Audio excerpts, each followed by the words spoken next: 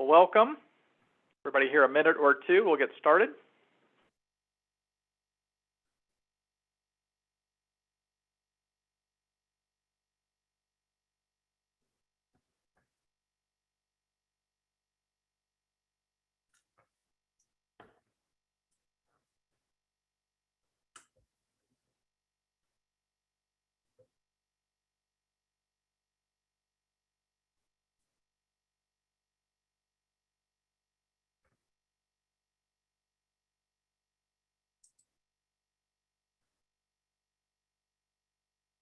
Well, as we're waiting for another, I think we probably have at least another 150 or so joins. We're going to give it another minute or two. Always the most anxiety producing question ever. Just want to make sure you can see our screen and you can hear me okay. So if you can maybe raise your hands. Excellent. Very, very good. That's all I need. Thank you, thank you. But I can tell it's lunchtime for many of you, so we've already seen the snacks. Now we've got to think about outdoor barbecue. So if it's not lunchtime, it will be soon enough. But I said give it about another minute, and we will get going. And Brian, you can hear me okay? I can. Yeah, okay, great. Great.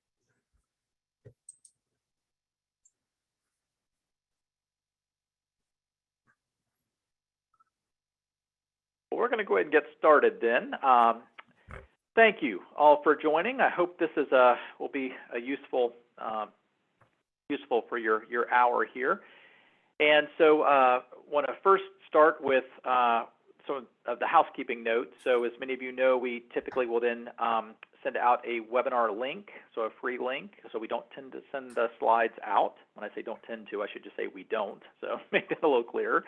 And then also would love a lot of interaction to the extent possible. So if you're able to include things other than food-based questions and items in the Q&A, I will do my best to sort of answer those as I go through, and then Paul and I will compile both those Q&A from this session as well as our Thursday webinar session, and then we'll send that out to all of you next week. So some housekeeping notes there.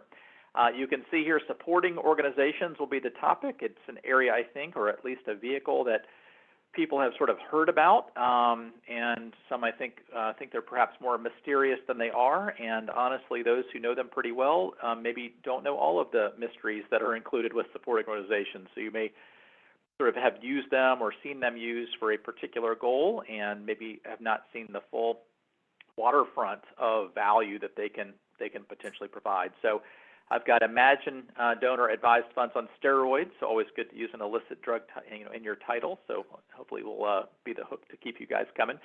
And I will introduce Paul a little bit more, but Paul will be leading us through the meat of this agenda. I'll do a couple of the case studies and a little bit on the front end just to break it up a little bit so you don't have to listen to me drone on the whole time. But I've known Paul, it's got to be 20 years, and Paul currently at University of Florida. I think I'll ask him to actually do a bit of an introduction to himself maybe after the agenda piece, so you get to know him a little bit better. But we'll be working much more formally, and really has already started with that, frankly, with Charitable Solutions with our firm here too. So deep gift planning experience, in particular in the university and college setting, for a very, very long time. So I've got Paul, and then I'm Brian Klontz with Charitable Solutions as well. So we go to the next slide. Paul, as you guys know, I do a little bit of a sort of blurb on some of the crazy stuff that we do. Many of you have seen this, so I hope it's not overly redundant. I have had a couple of people say, well, I didn't listen to you half the time, and then now something's come up, and now I need to understand some more about what those things are. So thought it might be helpful to sort of hit this each time, and some of these, this might be the first webinar that you've attended. So the mission of Charitable Solutions is to help make charitable gifts happen that otherwise wouldn't. That's been the mission since I started the firm in 2003. We've got a team of 25, now with Paul 26, that do nothing but that. And so we do that in sort of 6 different areas, all relative to risk management and planned giving. But most importantly, again, we always say if you have a good donor with a good asset wanting to do good things, and if for whatever reason you're going to say no, or you're going to have to bite your lip or hold your nose or take a 3-month process to sort of get to a yes or a no, In some cases, not all, but in some cases it might be helpful to have a third-party group like us or others help facilitate that gift or that process. Sort of top right, we do a lot in the Emergency Assistance Fund administration space. I set up a charity about 10 years ago called the Emergency Assistance Foundation, and it basically private labels those basically funds for employee hardship, for personal hardships, as well as disaster relief. So for COVID, we did almost 200,000 grants. I just saw we've done 33,000 grants into Ukraine and surrounding areas, given that conflict. So we do a lot in that space, have about 170 staff on that side. Then we have professional advisor CE that we do, and that is with really what we're doing today, but also qualified continuing education for advisors, and then obviously with board staff, nonprofit, and donor speeches as well. And so tend to do about 60 to 80 of those each year or so. Then sort of bottom middle there, charitable appraisals, an area we started last summer, and is, at least on a statistical basis, the fastest growing area that we have now. So we sort of have a tagline saying, if you can give it to charity, we can appraise it. So we got a team of 5 with different specialty areas. For example, I do the cryptocurrency and life insurance appraisals, and then we have 2 people for business interest gifts and fractional real estate. You can kind of see the rest there, oil and gas, and so forth. So any kind of qualified appraisals for either CRTs or for outright gifts, we're able to provide that service. And then we sort of get into the area of gift annuity risk, and that's both assessing self-insured pools, and so we do risk audits, have 2 actuaries on staff that just do those, cash flow modeling, where reinsurance fits, doesn't fit, concentration of risk, sort of all of those things. Done maybe 250, 300 of those projects or so. And then National Gift Annuity Foundation, so that's where there's an outsourced platform now in all 50 states, as of about 6 months ago, I guess, so finally in Hawaii. And the key point there is that if you don't have a gift annuity pool, or you're not registered in a state, or a particular donor doesn't meet your policies around minimums or maximums, ages or otherwise, or perhaps it's an illiquid gift as an example, then rather than saying no, you can refer that over to us. I think we're up to about 650 contracts now, almost $60 million in assets, so it's growing quite quickly. And we have about 350 charities who have actually referred cases that have been completed. So we manage the asset and the liability, and then 100% of the residuum, or the remainder, goes back to the charity the donor is trying to give it to. And non-cash asset management, really about half of what we do is sort of in this place. This is where supporting orgs come up more and more, frankly. And so I've got a little slide that goes into it next, but this is really around the same kind of idea, where we have a national donor-advised fund that does nothing but take in illiquid or complex gifts. This is sort of a deconstruction of what we had completed last year. The most important thing in all of these numbers is the top underneath Decamine non-cash assets, and that is 100% of these gifts were declined. 100% were declined. It's the only reason why we received a referral. And so you can see the total donations, about 261, just under 1.2 billion in donations. That's just for 2021. And I've got there in yellow, about 60% of all of our assets are now in supporting works. This is not where, again, I heard one of these that somebody did 8 years ago. This is almost 2/3 of our assets now are in these types of vehicles, in particular for these illiquid type assets. You can see the rest of this. If you have any questions, put it in the chat, ideally in the Q&A. Easier for us to scrape that, frankly, later, but more on the Q&A side. And then next slide really is the agenda. So most importantly, I want to get to the topic that you came here today to discuss and to learn a little bit more about. Paul will really be taking us through 1 through 4. So he'll be talking about the broad overview of 501c3s. Those of us in this business for a very long time, like, oh, it's a 501c3. These are pretty typical, maybe 1 box, 2 boxes. No, that's not how this works. And that's just C3, never mind C4, C5. I talked about a C6 yesterday, which I'd never heard about. So very complex superstructure, I guess I would say, around the taxonomy of these different charitable classifications and what they mean. Within that are supporting organizations. And so we have type 1, type 2, and type 3. And then Paul's done a fantastic job on sort of putting together a visual of sort of understanding donor-advised funds and understanding private foundations, which can be non-operating or operating. There's this big chunk in the middle that are supporting organizations. So if I'm on a plane and somebody said, hey, what's a supporting organization, which has never happened, by the way, but if it did theoretically, I would say imagine a donor-advised fund and a private foundation and mush them.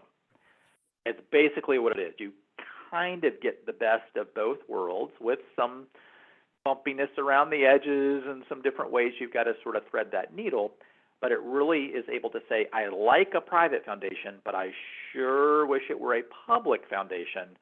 Ta-da, that is what a supporting organization is in various flavors. And I'm going to go through the 2 case studies. I said 1 through 4, so I'll be doing number 4, and then we'll open it up for some general questions. Big thing here at the bottom, this will be Paul's first webinar, so he really wants you to understand this. All these webinars are free. Don't sue us.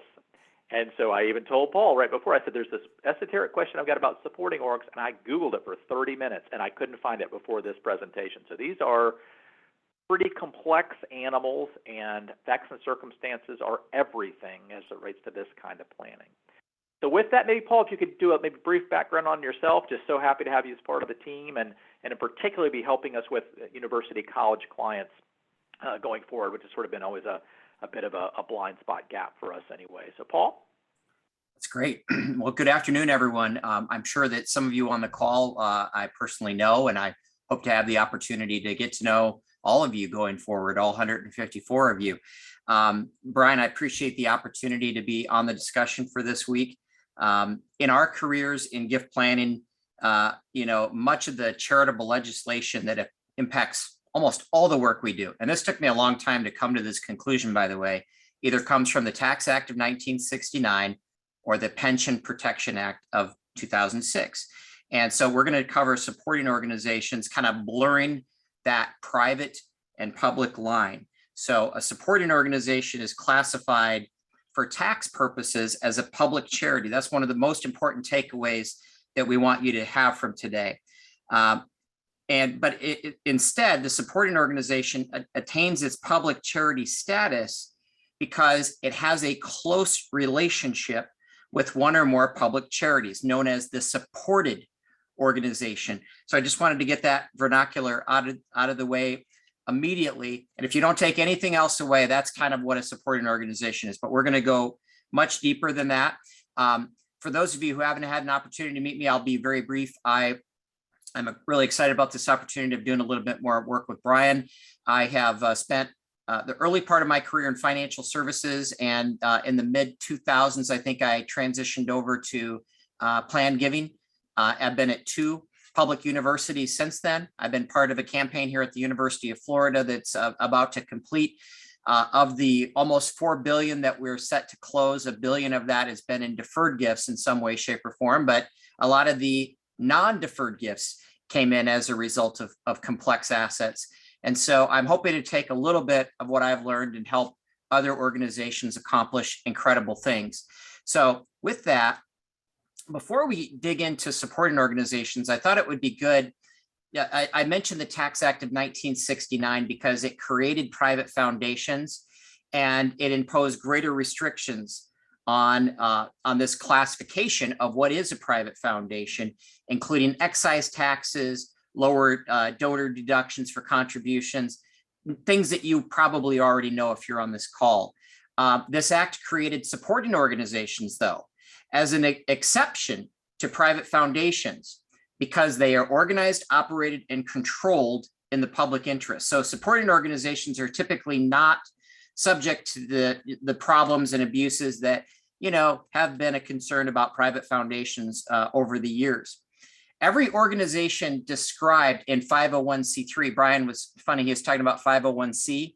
If you look it up, and again, this was a new insight for me, I think there's like a 501c 24 or something like that. There's a lot of them. Okay, so for most of what we have to worry about, it's 501c3. Well, anyway, a 501c3 is further classified under 509A.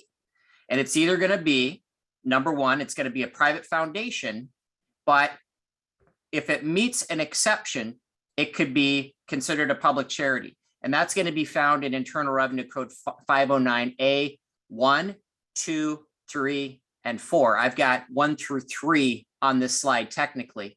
Number one, probably organizations that many of you are involved with, religious, hospitals, schools, public, mind, body, soul, you have a charitable mission, right? Number two, then, is going to be a broadly supported organization. They pass this test of being broadly supported. They support charities in that first bucket. Community foundations, United Way, things of that nature. And then number three is the supporting organizations. So, we're going to delve into really that over the next few slides. I'm going to leave the case study section up to Brian, but I wanted to point out a couple things. First of all, I'm learning about supporting organizations the same way many of you on the call are probably learning as we go. But there are a couple of scenarios where I've kind of run into where it's almost a perfect situation for a supporting organization. And many of you probably have had these scenarios before. Number one, high net worth donor wants to make a significant gift to a public charity, but still wants to maintain that investment control, the investment decisions, right? In other words, I can perform better than your endowment. If you've been around Plan Giving for a while, you've heard at least one or two donors say that before. Why not just use a DAF then? Because the donor, in those cases can possibly, still have some investment control, right? As you'll find, there's advantages to the way supporting organizations can be structured so that it can kind of blend and be a happy medium between the benefits of a DAF, but also kind of some more of the advantages of what you'd find in a private family foundation. The other scenario is, again, Brian will get into this in more detail, but the donor is kind of squeezed by these typical private foundation rules. Most common of them would be excess business holdings, but not always the case. There are other private foundation rules. You've got the 5% minimum, of course, that thankfully most of these supporting organizations are not subject to. Self-dealing, as we will find, is always going to be an issue with any of these types of organizations, but there is definitely a lot more flexibility that you'll see with supporting organizations. And Brian, just pop in if you have any questions or you see any good questions that come up in the chat that you want to answer. So let's start with an overview of these supporting organizations, and then we'll get into the type 1, 2, 3. Okay. So the Pension Protection Act, I mentioned that is the other kind of profound, ironically, it's called the Pension Protection Act, but the majority of the legislation in it had to do with charity. Go figure, right? But it addressed some of the concerns that were being raised about supporting organizations. And there were, things that, and we can cover these, but essentially supporting organizations that would, lend themselves to private benefit abuses, including situations where supporting orgs made loans, grants, or compensation payments to or for the benefit of donors or donors' families and businesses would be considered abuse in that regard. So essentially, with supporting organizations, we'll go through kind of each type of them, but what the Pension Protection Act brought forth was this new section of the code called 509F. And 509F, I believe, is really where you get into some of these various tests. We'll touch on some of the tests because when you get to type 3, there's a bunch of tests in order to qualify for type 3, which will become apparent to you why. Some of that I think is helpful to know, but probably not for the majority of you that we need to go into that great of detail in that particular space. So before I go to the next slide though, and go through types 1, 2, 3, and 4 on a somewhat related topic, and this is one that I've heard Brian speak on before, and he could speak to actual practical experience with this.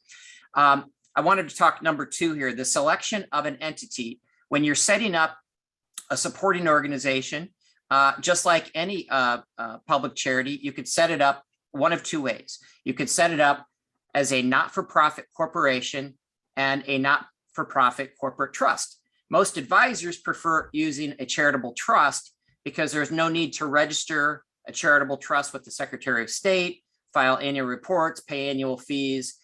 There's a little bit of maybe identity protection.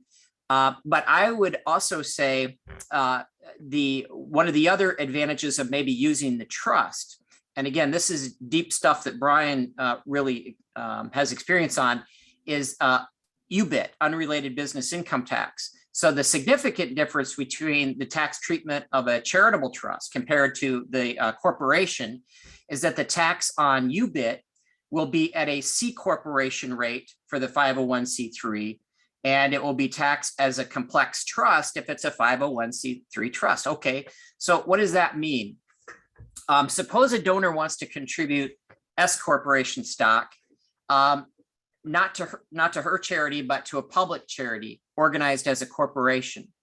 The public charity and the donor agree that the stock will be redeemed over time. However, both are looking for ways to reduce the tax-exempt organizational income tax liability. So therefore, they have a larger fund to affect the intended charitable objectives, particularly given that the donor's basis in the stock is very low.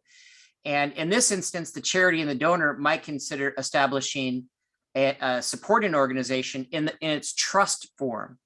So, and I'll just kind of talk about this in a little bit more detail. If the SO that's a trust receives the gift and then makes the sale of the stock, the supporting organization is actually able to claim a deduction for the UBIT for its upstream grants made from the sale proceeds to the supported organization.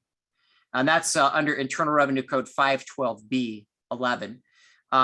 So under that provision, a trust in the form of a supporting organization can claim a deduction in the current year up to 50 to 60, well, I guess 60% now with the Tax Cuts and Jobs Act.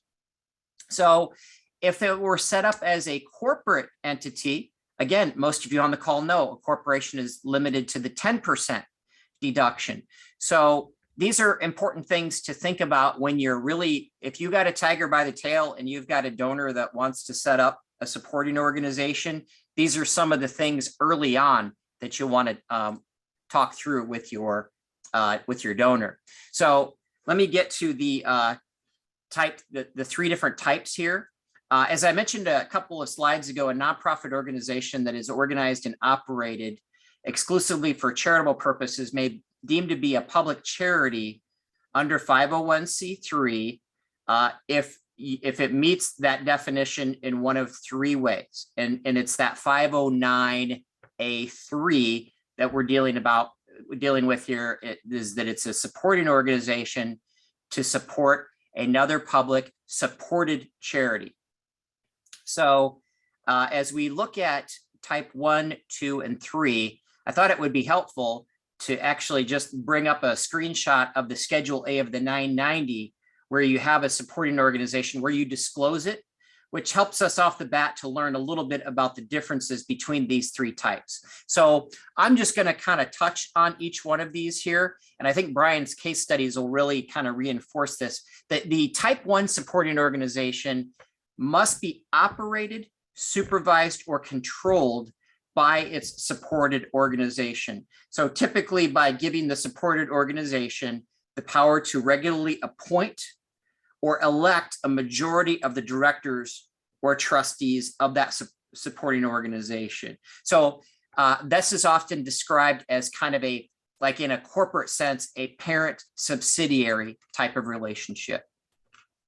Type 2 supporting organization, it must be supervised or controlled in connection with its supported organization, typically by having a majority of directors or trustee of the supported organization serve as the majority of the trustees or directors. So that's this not as not as controlling as type 1 from the supported organization standpoint, but there are some tests there that type 2 needs to pass in terms of having the majority of its trustees or directors be approved by the supported organization. Then you get to type 3, and this is the most liberal of the 3 of these supporting organizations. And so therefore you get into a litany of various tests. Some of these I think are important for us, but in the spirit of time, I'm going to touch on them, and feel free to email Brian and I afterwards with questions. And I do actually have 1 or 2 little pieces of material that you can take away from this call as well. But the type 3 organization must be operated in connection with 1 or more publicly supported organizations.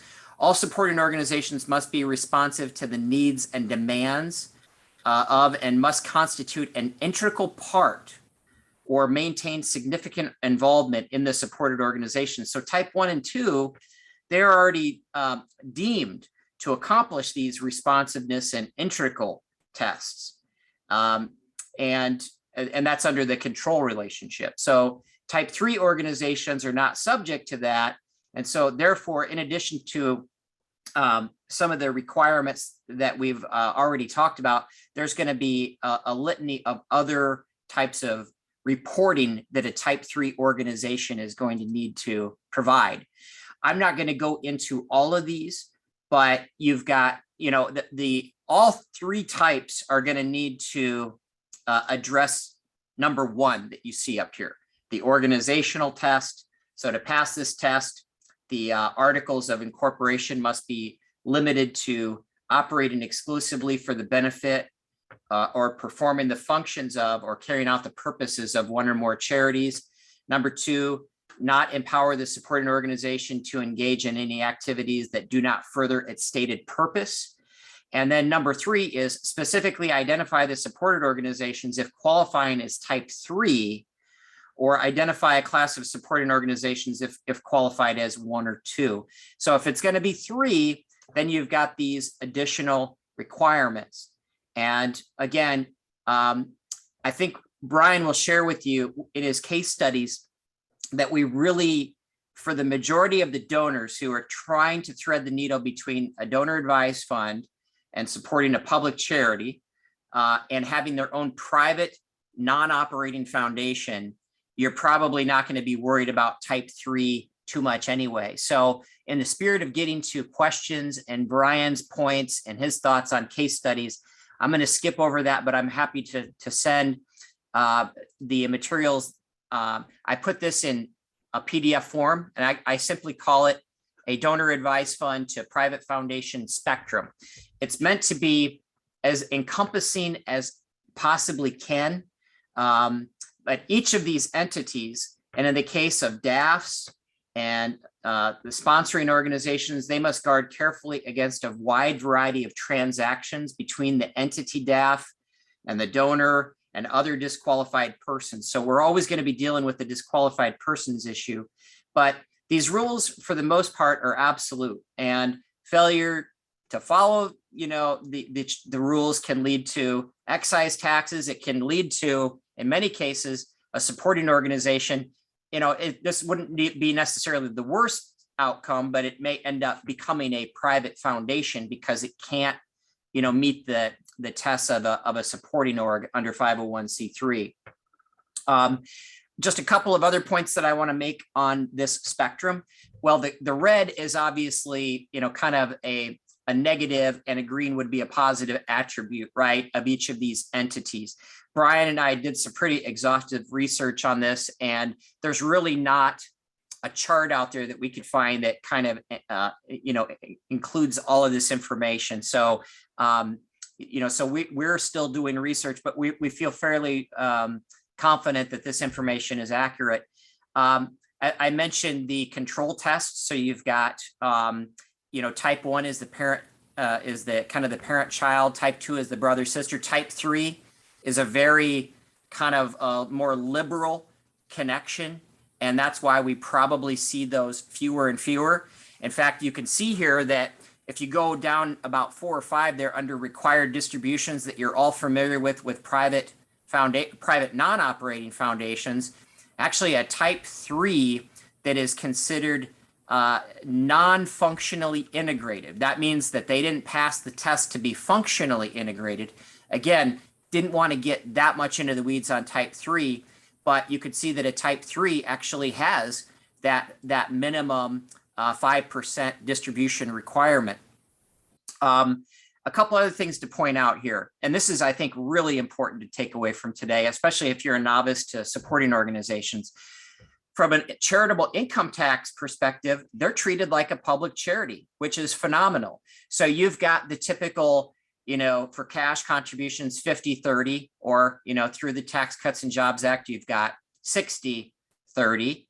And then most of you are aware with private foundations that you're more limited in your adjusted gross income in terms of how much you can deduct.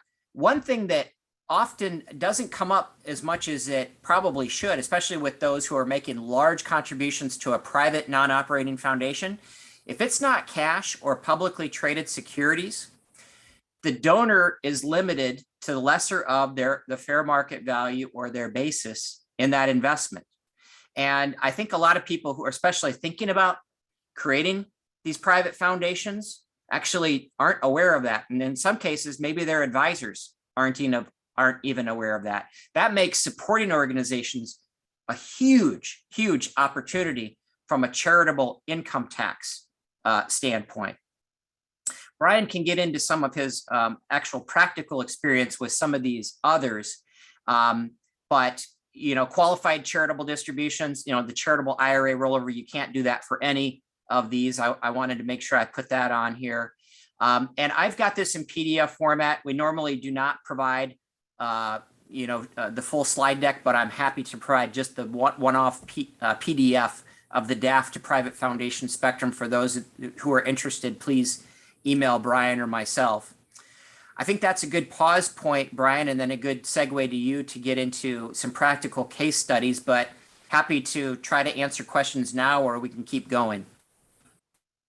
Well, I'd love for anybody that has questions, have any questions specifically to sort of the technical aspects or the structural aspects, just shoot that again in the Q&A. We had a couple comments, and if usually one or two, it's kind of like, roaches. If you see one or two roaches, there are probably more, but hopefully this is a good thing, Paul, that they said that the chart was very good and helpful. So I've seen about 900 tables in my life, and they're all sort of different tables, and I'm having to kind of squint and sort of remember which piece is which. So Paul, I think did a fantastic job sort of making this much more visual. I did mention to him prior to our call when we were sort of prepping for this that sometimes the red goes to yellow and sometimes there's some orange in there, so it's not maybe quite as crisp from level to level, but I think at a minimum, which we always hope these webinars will be, is helpful to get a sense and a taste as to how these are being used, where there's sort of the pros and the cons, which there are for everything. But I think that in many cases, supporting orgs are not being used as much perhaps as they should have, just because of the ignorance, which I say with love. We are all ignorant for lots of different things, either with the donor side, which is very understandable, but in particular from the charitable side and from the advisor side, as Paul mentioned too. So we hope this at least sort of expands, your collective thinking about where these may fit. And I will say, too, many community foundations, faith-based foundations in particular, have been using supporting orgs aggressively, assertively, intentionally, whatever you want to say, the last 20 to 25 years. And so this is not a new thing. One thing that I would say before we jump into the case studies as well is the Pension Protection Act of 2006 really sort of anviled that whole Type 3. All kinds of mischief was going on with the Type 3, and what was happening quite quickly, and I won't mention some of the people, although it was in Wall Street Journal and New York Times, but they would say, hey, these things are great. I can, take all these assets and move my cars, from my driveway to my lot next door, and I stick them in this foundation thingy, and I get all these deductions. This is fantastic, close quote, Wall Street Journal. Like, no, that's not what you want to be doing. So a lot of these Type 3s, we have the parent-child, the brother-sister. I kind of view these like a second cousin for the functionally integrated, and maybe a third or fourth cousin once removed. I still have no clue how that once removed thing works, as the non-functionally integrated. And so it's almost like, what kind of DNA test do I need to pass to come to the family reunion, even though nobody has a clue who I am? That's type 3. I've done a grand total of 0 of those in 28 years. I hear about them, I read about them, but a whole lot less post August 17, 2006, when the Pension Protection Act was passed, because the IRS and Congress this is too wide of a range. We're going to pin these things in based on all these other tests, which then I unfortunately think some of the fallout was people were hearing in the press, or certainly in advisor circles, supporting orgs bad or in the crosshairs of the IRS. Yes, for type 3. No, generally, for type 1 and type 2. So we do almost exclusively type 1. One key point that I want to make, and I could sort of make it here, I'll just make it as part of this, so hopefully illuminate some key points here. So I've got the case study 1, excess business holdings. So we got a donor, this is an actual case, and 75% of a C corporation. Right out of the gate, and Paul sort of nailed this point, and I'm going to nail it again. If you've got this donor that said, I've heard about foundations, I want one of those. I've heard about Gates, I've heard about these other ones, let's do that. I pray that the advisor goes, no, no, no, you do not want to do that. Hopefully that's 1 6-minute, 1/10 of an hour, legally billable segment there. Shouldn't be a lot of research going, not good.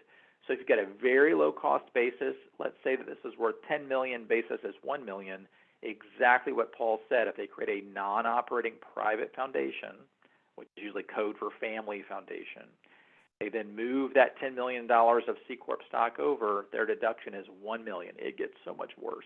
Then there's an excise tax potentially on any of that gain. And if it doesn't sell over a period, now they're having to get an additional appraisal to determine the value as of the payout requirement. It better have enough cash to be able to make the payout requirement. So all of these, what are called the Chapter 42 private foundation rules, start to cascade a bit, not the good cascading, a bad cascading kind of snowball into these kind of assets. Or a person said, how can I get as close to that as possible, but still, as Paul said, within the public charity superstructure? And so the next sort of step back from that, I'd even say not a full step, maybe a half step back from a private foundation would be this supporting organization. So this, you can see here too, with excess business holdings, another rule for a donor advised fund and for a private foundation, then you cannot have what's called an excess business holding. I don't really want to go through all the details there. Generally, if you own more than 20% of the outstanding voting stock, plus the charity, plus any super wide attribution, beneficial trust, family members, blah, blah, blah. If all those things are met and that triggers that excess business holding rule, then the donor advised fund or the private foundation would have 5 years. You're good for 5 years, but 4.99 years in, you are freaking out. So I write articles on this, and I still honestly cannot remember what the tax is. It's like 50%, like if you don't do it immediately, if you don't resolve it within 120 days or something, I don't know. It's like a 200% tax, and then if you don't do it in another 30 days, they're going to come and take all your kids away. I mean, it's like just, oh my God, it's horrible. So it has everybody freaked out. Well, if you own, as this donor did, a C corporation stock, you might want it to be held longer term, or you just may not know. So in this case, you can see here, rather than this divestment within the 5 years, you can have all kind of funds reading about Internal Revenue Code 4943. But in this case, it's like, well, maybe 4 years, might be 8 years. I kind of don't know. What can I do? I'm charitably inclined. This is my asset. I really, as Paul said, want to maximize my tax deductions and tax benefits, but I don't want to have this sort of Damocles hanging over me that in the year 5, that thing's coming and everybody's, freaking out. So go to the next slide there. It's sort of the solution. So very interestingly, I still don't know why, but very interestingly, a type 1 supporting organization, this one happened to be in corporate form. So they were not as concerned about the unrelated business taxable income issues because it's a C corporation. That particular attorney, much more comfortable with corporate form and articles and bylaws and so forth, still goes through the process of a 1023 application, so it's still applying then as a 509A3 organization. But this is the most important thing. So, well, actually there are two. One, Type 1 is not subject to the excess business holdings that I mentioned. Type 2 is. Type 3 is. Donor advised funds are. Private foundations are.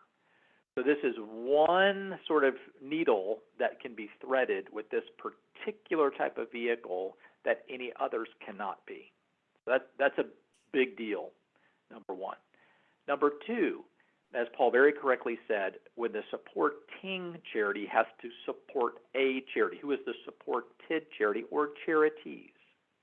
That could actually name 7 different charities or 3 different charities to say all grants from this supporting charity will go to support those 3 named charities, 5 named charities, and so on. In many cases, much more in Paul's world than mine, many of these will have supporting organizations just supporting the university. So it's just one. Here's the sort of bucket that we have. Donations are coming in, and then all grants will go to the supported charity, thereby giving it public charity status because of that integration. The other thing that's super important, and maybe we'll add yet another little mark on here next time, Paul, on the visual chart, but that is these supporting organizations, if they meet these tests, this is another really big deal from a planning perspective, don't have to meet the public support test. So if you have a smaller charity or even a big charity with one big gift, let's hope you've got that problem, right? We've got this gift that's got so many commas and so many digits. We're all freaking out that it's going to come in and tip us, where we'll be under that 33 1/3 public support test that we have to meet each year. And oh my gosh, if that happens, that's going to create all kinds of internal meetings and legal stuff. And what do we do? Or you create a supporting organization, have that gift go there. There's no public support test that has to be met there. And then that supporting organization is then able to make grants over to the end charity. So in many cases, they're set up just for that, just not to tip the public support test.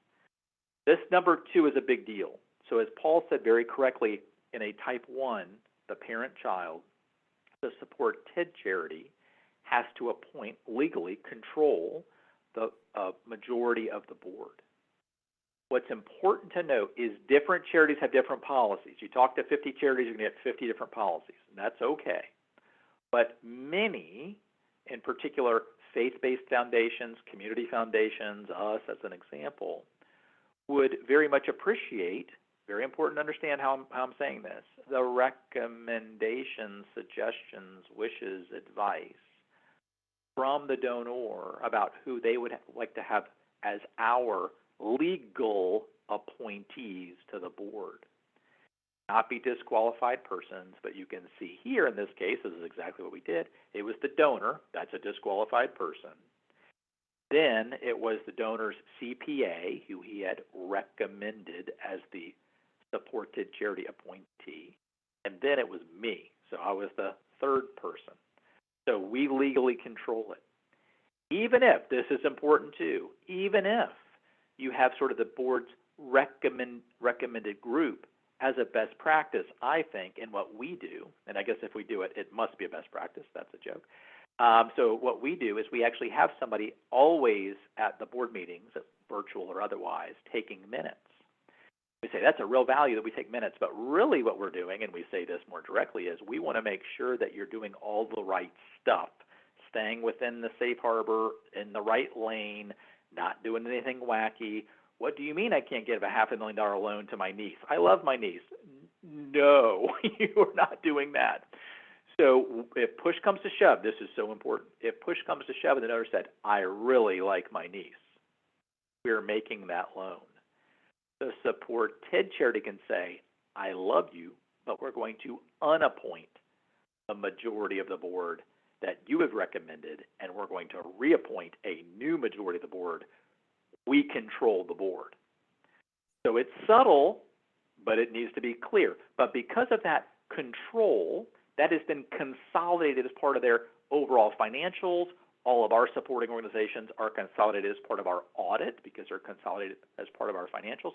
That's not a good things that come with that, then that the donors don't have to deal with sort of the operational side of things. And frankly, most donors that we work with, and you as well, want to make sure they're compliant. I mean, so I'm not talking about people kind of going crazy, but that's sort of generally the process. Other charities may not feel comfortable with that. Another huge point. When these are being created, they can either name the specific charities that they wish to support, as I mentioned, or as Paul said, they can do a similar work. You can think about like a sidecar with the same organizations that those organizations are benefiting. So as an example, it is possible, we'll say a community foundation, I have a number of community foundations on the call today. You could say, I'm benefiting XYZ Community Foundation. That is the Support TED charity. Or, well, work with your legal counsel, don't sue us. Or you can work to create that trust document or those articles, governing instruments as a corporate supporting organization to say, we are going to support, listen to the language, all charities that otherwise would be supported by the community foundation. What does that mean? Everybody, all public charities now become part of what's known as the charitable class. And so you could name a charitable class to benefit, and then the supporting organization could make grants directly from that supporting organization. It's got, very important, it's got its own checkbook, its own tax ID. This is a separate and distinct legal entity. And it could make grants directly to those charities that the community foundation otherwise would support.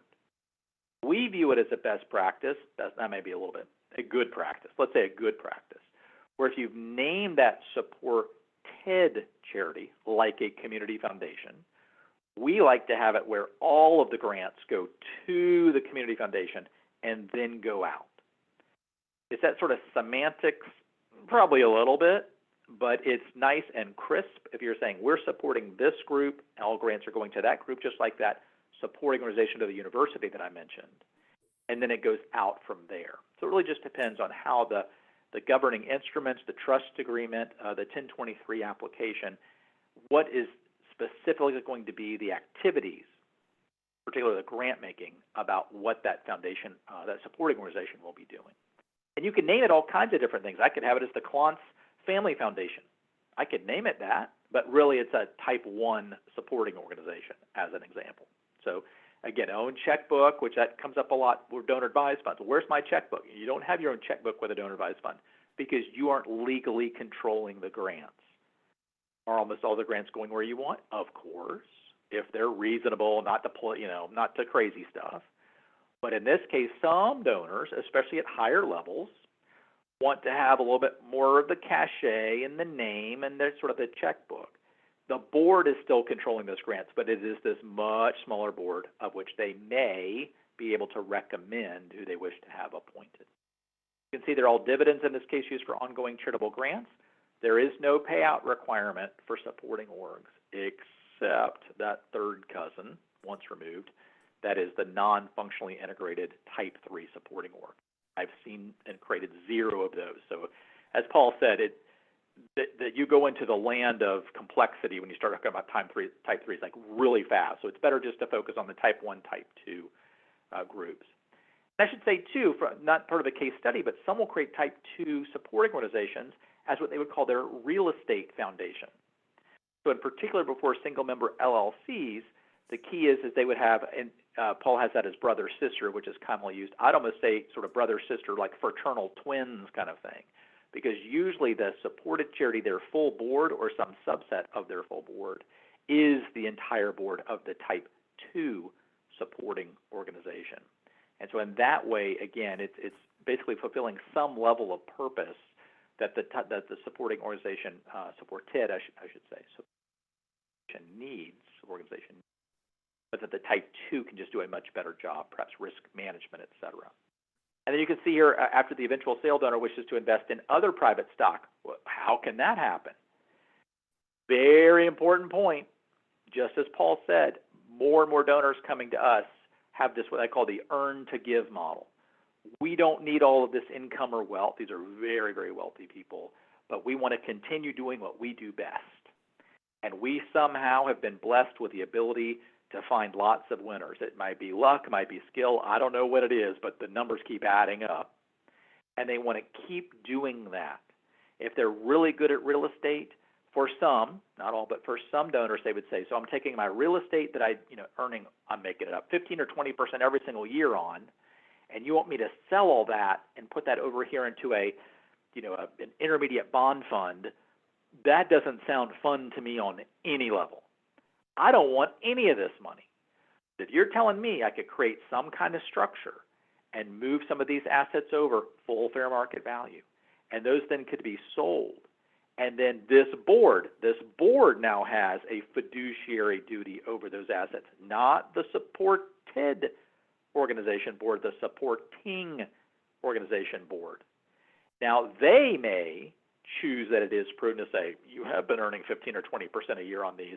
How about we keep reinvesting in those things? Back to Paul's point, we think we can outrun your endowment.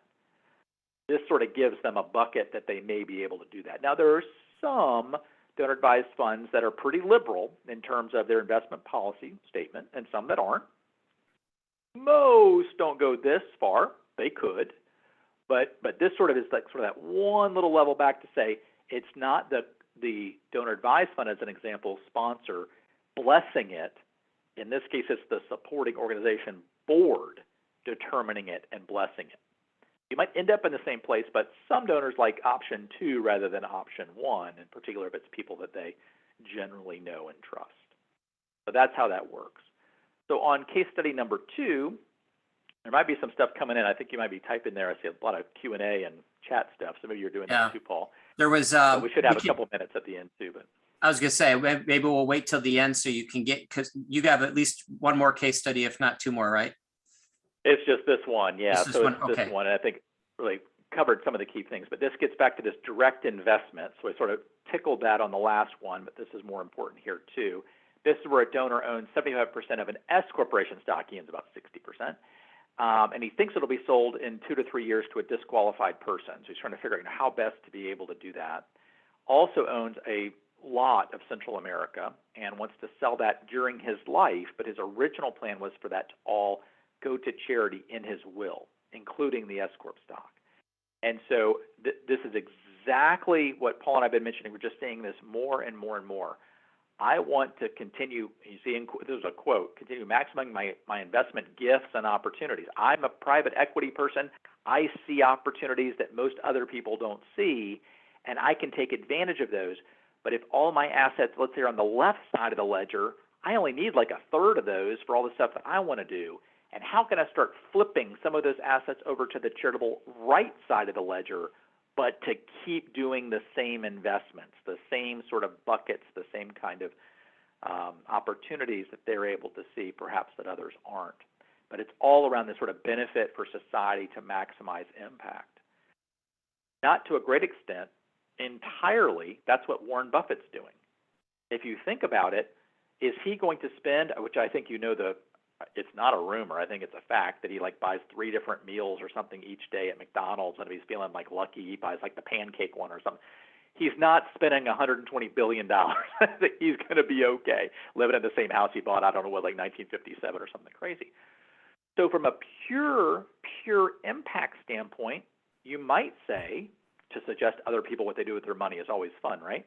You might say, why do you have all that, Mr. Buffett? Why don't you transfer all this over to all these other charities that will eventually get all of the money anyway? And my guess is that he's saying, I'm a pretty good investor. And at least while I'm alive, I want to keep it on my side of the bucket, and I just want to keep investing and keep growing because over time I think I can do as well or better than what the various charities endowments may do.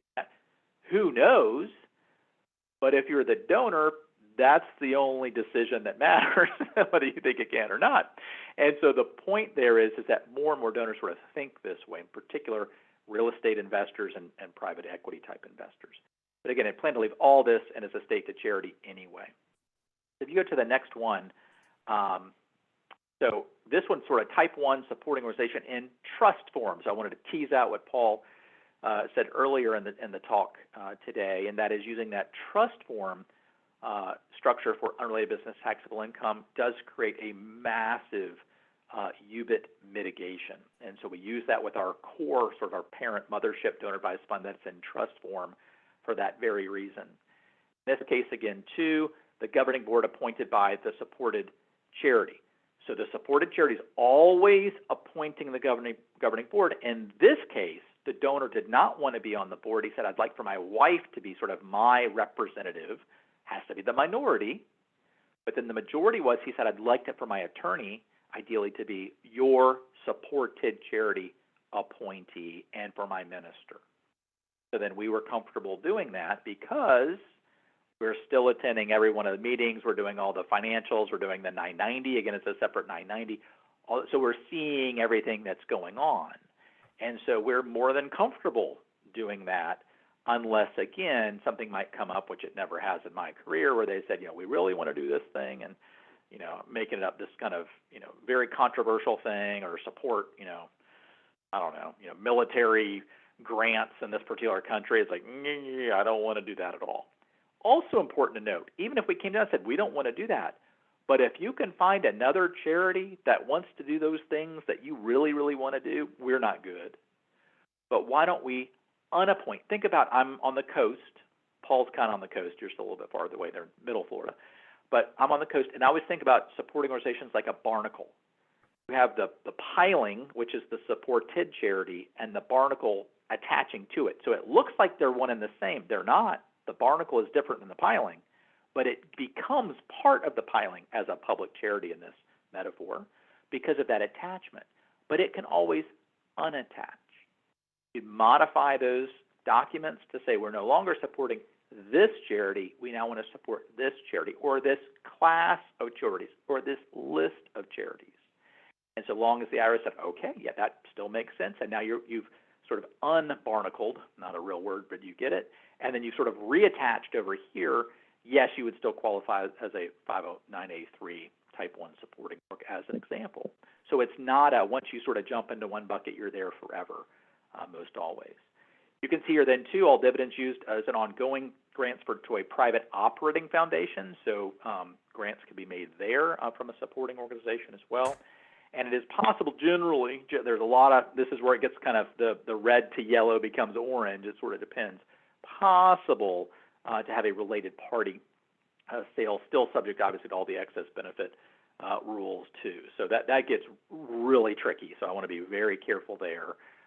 But again, where a private foundation is automatic self-dealing, just automatic, like with a charitable remainder trust as an example, there may be a little bit more birth in this area. There is definitely more birth as a donor-advised fund. You still have to worry about excess benefit transactions and having an independent appraisal and so forth, but there's some things that you can do there that you can't do with a private foundation. Again, there's some things there in the middle too. And in this case, again, this is a real estate investor, and he said, I want to take, which he's doing, take property from Central America, put it into the supporting org, get my full fair market value deduction doing that. Now I've got cash. Now I'd like to invest in domestic, I should have put that in there, domestic U.S.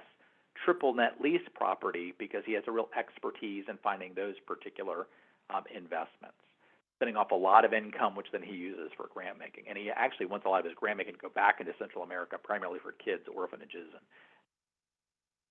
that's really it. That's my final case study. I think we've got 3 or 4 minutes here at least.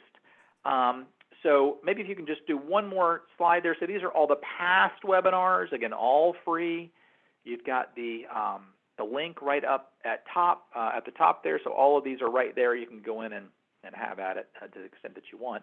But any questions that have sort of popped up, I'm so glad Russ Willis on our team. He is the tax animal as part of Charitable Solutions. I see it's been doing some Q&A responses, so I'm always glad when Russ is on the call.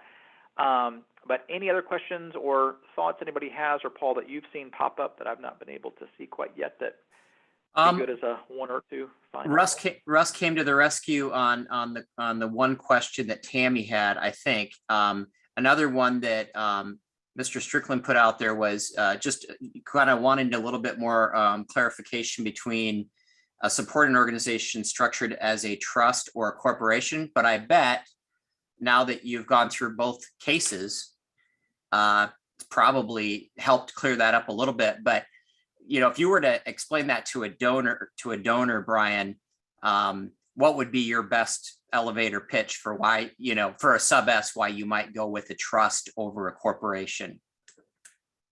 Yeah, and a lot of the sort of structure, and think about this from a private foundation standpoint, a non-operating private foundation, it's the same thing. Just as you said, Paul, when they're filing their 1023 for exemption application and status, they can choose to be a trust, donor, or a private foundation, or in corporate form. And a lot of times, frankly, it's just based on what the attorney or the state might be more sort of conducive for. So in many cases, you go into one state, like, I don't know, we all do these as trusts, and you go, 5 minutes away into another state, like, I don't know, we do all these as corporations. There may be some rationale, or it might just be that's what we've always done. In your specific situation, I think that was Bill, if you're talking about Mr. Strickland, so Yep. I'll call him Bill. And so, Bill, in those cases, I know you're in California, in those cases, if it's more of what asset is coming in, then in many cases that can be sort of the point to say, oh, if there's any opportunity for there to be any kind of unrelated business taxable income, it's just better to use a trust form structure because of the 990T, which is the UBIT tax return, and exactly the code section that I forgot that Paul mentioned around being able to get the deduction for the grants that you're making from the supporting organization over to the supported charity, able to get that full 60% of cash distribution deduction against that. And that's where it really works well. Got a couple great attorneys. I think we set up 1 or 2 supporting orgs last year, and they just say, we like to use trusts for everything because you never know if the weird assets are going to be put in later. And in many cases, not all cases, but in many cases, there aren't a lot of downsides to using the trust versus the corporate form. So some sort of lean that way. But clearly state-specific, donor-specific, asset-specific. Well, I think we're finished. I know a bunch of other, at least Q&A or chat things have come through. I've got 1 o'clock exactly here Eastern time. Paul and I did not do any rehearsal on this, which is true, and somehow we sort of nailed the time, so that won't ever happen again. But I do hope this was helpful to everyone. These are, again, tend to be very large. Usually we see these sort of 5 million or more. Ours are probably averaging in that 40 to 80 million range, so these are not dinky. And so I think it's just important for all of the advisors on the phone, and certainly the not-for-profit professionals, development professionals on the phone, to understand how these things work, where they fit within this overall structure, and for those opportunities that come up, that a donor advised fund might not be an appropriate choice, the private foundation may not be an appropriate choice. I'll be honest, I think more people ought to be looking at supporting orgs, especially at the higher levels with these kind of assets for very sort of donors that want to be very involved, controlling, in giant quotes. Maybe looking at the supporting org first in some of those situations makes sense. And then if for whatever reason that doesn't fit, then maybe private foundation might be better or a donor advised fund might be better. So with that, thank you all so much for attending. We'll be able to get this out next week, and have a great rest of your week. Thanks, Paul, so much. Great job. Thanks, everyone. Great. Thanks. Bye-bye.